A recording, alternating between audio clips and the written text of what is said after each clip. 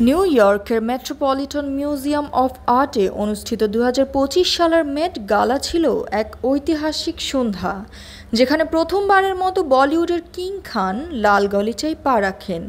এ বছরের থিম ছিল super fine tailoring black style, যা ব্ল্যাক ডিজাইনারদের কাজ এবং পুরুষদের পোশাকের ওপর আলোকপাত করে। শাহরুখ খানের পোশাকটি ডিজাইন করেন ভারতের খ্যাতনামা ডিজাইনার সব্যসাচী মুখার্জি।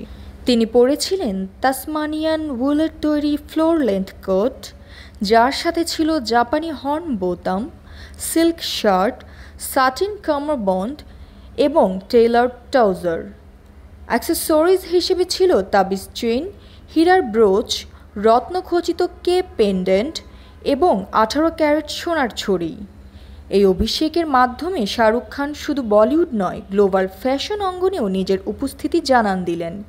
তিনি বলেন, এই থিমটি ব্ল্যাক স্টাইল এবং শিল্প প্রকাশের মাধ্যমে বিপ্লবী ভূমিকা পালন করেছে, যা আমি গভীরভাবে সম্মান করি। মেট গালার এই সন্ধ্যায় শাহরুখ খানের উপস্থিতি ছিল এক নতুন মাইলফলক, যা ভারতীয় সংস্কৃতি ও ফ্যাশনকে আন্তর্জাতিক মঞ্চে তুলে ধরেছে। আর এ জ্যোতি, দৃষ্টি 24।